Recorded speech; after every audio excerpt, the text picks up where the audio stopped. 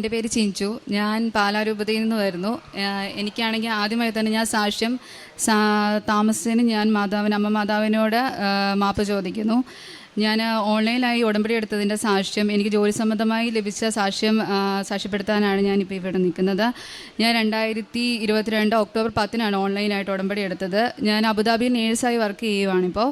ഞാൻ കോൺട്രാക്ട് ബേസിൽ കൊറോണ സമയത്താണ് അബുദാബിയിൽ ജോലിക്കായി പോയത്. 2 വർഷത്തെ കോൺട്രാക്റ്റിലായിരുന്നു ഞാൻ അവിടെ ജോലിക്ക് പ്രവേശിച്ചത്. 2 വർഷം കഴിഞ്ഞപ്പം അവിടുന്ന് എല്ലാവരെയും കോൺട്രാക്റ്റ് കഴിയുമ്പോൾ പിരിച്ചുവിടുമായിരുന്നു. പക്ഷേ ഞാൻ ഗവൺമെൻറ് ഹോസ്പിറ്റലായിരുന്നു എനിക്ക് അവിടെ ജോലി ലഭിച്ചിരുന്നത്.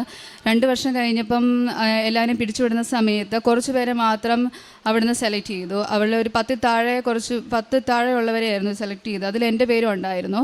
അവിടുന്ന് ഗവൺമെൻറ്റുകാർ തന്നെ അവിടുന്ന് ഹാദ് എന്ന് പറഞ്ഞ എക്സാം അവിടെ ഫ്രീ ആയിട്ട് എഴുതിപ്പിക്കുമായിരുന്നു സെലക്ട് ചെയ്തവരെ. അപ്പോൾ എനിക്ക് അതിൻ്റെ പ്രോസസ്സിങ് എല്ലാം നമ്മൾ തന്നെ ചെയ്യണമായിരുന്നു. അപ്പം ഞാൻ ഡൽഹിയിലായിരുന്നു ഇതിനു മുമ്പ് വർക്ക് ചെയ്തിരുന്നത്. അവിടുന്ന് ഗുഡ് സ്റ്റാൻഡ് സർട്ടിഫിക്കറ്റ് എന്ന് പറഞ്ഞ സർട്ടിഫിക്കറ്റ് കിട്ടിയാൽ മാത്രമേ എനിക്ക് അവിടുത്തെ ഹാദിൻ്റെ ലൈസൻസ് എക്സാം എഴുതാൻ പറ്റുണ്ടായിരുന്നുള്ളൂ. പക്ഷേ ഹാദിൻ്റെ ലൈസൻസ് എഴുതാൻ നേരത്ത് എൻ്റെ ഗുഡ് സ്റ്റാൻഡ് സർട്ടിഫിക്കറ്റ് ഇവിടുന്ന് മെയിൽ ത്രൂ മാത്രമേ അവർ അയച്ചുള്ളൂ. കയ്യിൽ അവരുടെ തരില്ലായിരുന്നു. ബാക്കി എല്ലാ പിള്ളേരുടെയും കയ്യിലാണെങ്കിൽ എല്ലാ സ്റ്റേറ്റിൽ നിന്നും കിട്ടുന്നുണ്ടായിരുന്നു. പക്ഷേ ഞാനാണെങ്കിൽ മെയിൽ വഴി അയക്കും. 5-ൽ കൂടുതൽ പ്രാവശ്യം മെയിൽ അയച്ചു. എല്ലാം റിജക്റ്റായി. ഇവിടെ അയച്ചിട്ടുണ്ടെന്ന് പറയും, ഇവിടെ ലഭിക്കില്ലെന്ന് പറയും. അങ്ങനെ എൻ്റെ ഹസ്ബൻഡിനെ ഞാൻ ഡൽഹിയിൽ ആണെങ്കിൽ അവിടുത്തെ കൗൺസിലിൽ വിട്ട് ചോദിപ്പിച്ചു. അവർ പറയും നിങ്ങളിവിടെ വരണ്ട, വഴക്ക് പറഞ്ഞ് വിടുമായിരുന്നു. അങ്ങനെ ഞാൻ ഓൺലൈൻ വഴി ഉടമ്പടി എടുക്കുന്നതിനെക്കുറിച്ച് ഒരു ബ്രദർ വഴി അറിഞ്ഞു. എന്നെ പിരിച്ചുവിടുന്ന അവസ്ഥയിലായിരുന്നു ഞാനപ്പോൾ. എൻ്റെ കൂടെ സെലക്ട് ചെയ്ത എല്ലാവരും ഒരു മാസത്തിനുള്ളിൽ തന്നെ സെലക്ട് ചെയ്തതിന് ശേഷം അവരെല്ലാം എക്സാം എഴുതി പാസ്സായി ജോലിക്ക് കയറി. ഞാൻ മാത്രം ജോലിയില്ലാതെ അവിടെ നിൽക്കുമായിരുന്നു. എനിക്ക് വാടകയൊക്കെ കൊടുക്കണമായിരുന്നു. അപ്പം ജോലി പോകുന്ന ഒരവസരത്തിൽ ഞാൻ ഈ ഒരു ബ്രദർ വഴി ഇവിടെ കൃപാസനത്തെക്കുറിച്ച് അറിയുകയും ഉടമ്പടി എടുക്കുന്നതിനെക്കുറിച്ച് അറിയുകയും ചെയ്തു.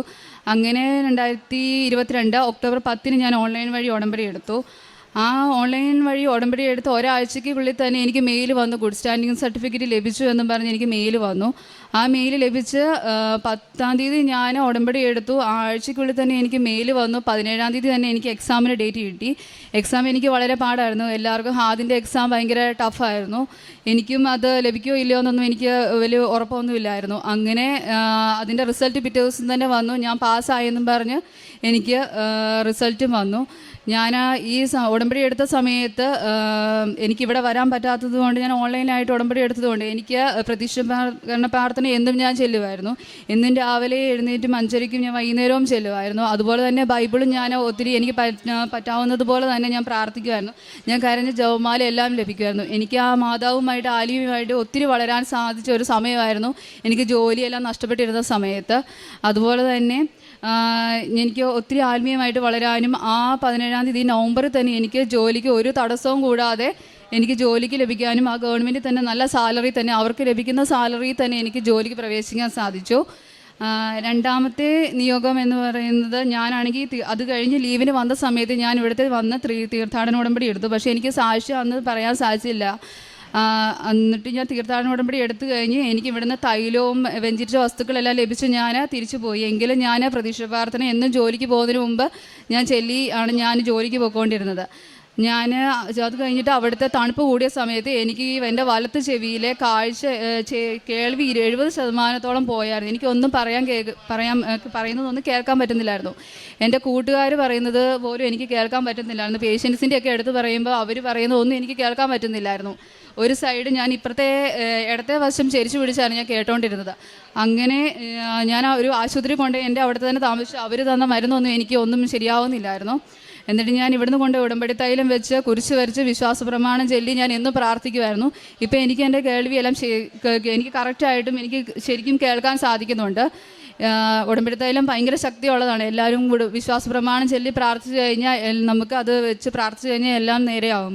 അങ്ങനെ ആത്മീയമായിട്ട് എനിക്ക് ഒത്തിരി വളരാൻ സാധിച്ചു. എൻ്റെ ഹസ്ബൻഡും ഇതെല്ലാം കേട്ട് ആ പുള്ളിയും ഇപ്പോൾ ഉടമ്പടിയൊക്കെ എടുത്തു ആത്മീയമായിട്ട് ഒത്തിരി വളർന്നു. എൻ്റെ വീട്ടിലും അമ്മയെല്ലാം നന്നായിട്ട് ആത്മീയമായിട്ട് വളരാൻ ഈ കൃപാസനത്തിൽ വന്ന് പ്രാർത്ഥിക്കാനും അവർക്ക് പറ്റാവുന്നതുപോലെ അവരിവിടെ വന്ന് പ്രാർത്ഥിക്കാൻ ശ്രമിക്കുന്നുണ്ട്.